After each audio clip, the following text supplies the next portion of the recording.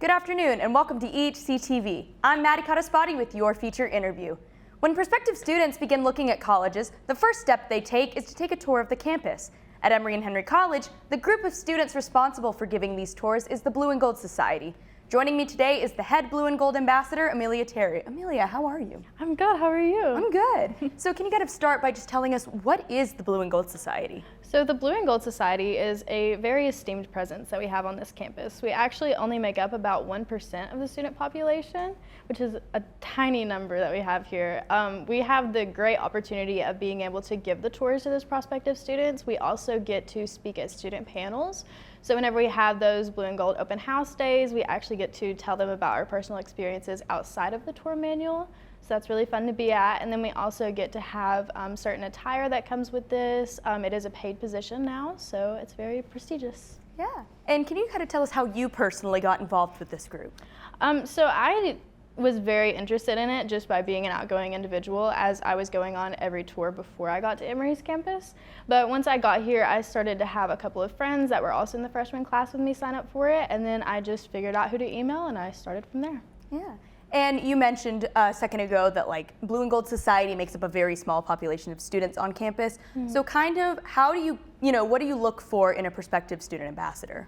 Well, there is a lot that goes into that, and something that I think is important, worth mentioning, is that I really like the aspect that we have the resume that you send in, and then we also have our interview process, and that's because we understand that there's a really large emphasis on how you present yourself whenever you are actually in front of those people.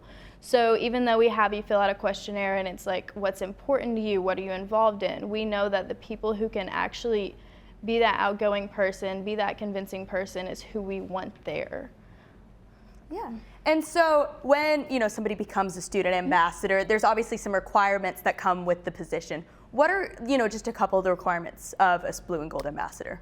So we need our ambassadors to be able to know how to advocate for this campus. That is essentially what we are doing. It is, hey, this is why we think you would be a good fit here. This is what you have access to. This is why you should be here, basically. So we need someone to be able to be confident in that and understand that information and be able to explain to someone and answer questions as to why they should come to this campus. Yeah. And sometimes, it might even be easier to ask, an admissions counselor or even a faculty of the college to give these tours, but why do you feel that it is beneficial for students to give these tours? Well, and we do have a bit of a pro where a lot of our counselors are alum of here, so they have had personal experiences, but students have the ability to tell the story of them being here and the access that they found to things that apply to them. So for example, I'm very interested in civic life, so my personal connection to our Appalachian Center on campus is different than any admissions counselor who especially never went to this campus could explain why that's important to them. And usually hearing those personal stories is what makes someone come to this college. Yeah. And so, other than being a resume builder, there's some other benefits that kind of come with being a student ambassador. What are a few of those benefits? My biggest one personally is knowing how to talk to a crowd. I've had experience with that in high school, and before that I've just done a lot of random performance type activities, but until I came to the college and learned how to be able to speak on the spot and meet different groups of people and ask questions about what they're interested in is really what grew my ability to speak in public. Yeah. And obviously, any position comes with a little bit of challenges every now and then. Are there any challenges that come with being an ambassador? The interesting thing is some of the questions that people ask, because they come to this campus and they know that we have a script that we are following. So whenever they ask you the questions that are like, hey, I heard this might be an issue here, or this is something that applies to me, whether it be about diversity or accessibility or things like that. And being able to understand and advocate for the college, but also being knowledgeable on the topic. So you can explain, I understand and I see where you're at, and this is how we can combat that issue, is probably the most challenging skill, but the most rewarding for this campus. Yeah. And you mentioned, there are going to be some questions that students may not be aware of how to answer or even, be unaware of. So kind of how do you combat that as well? Well, rule number one is don't lie to them. We don't pretend like we know an answer when we don't.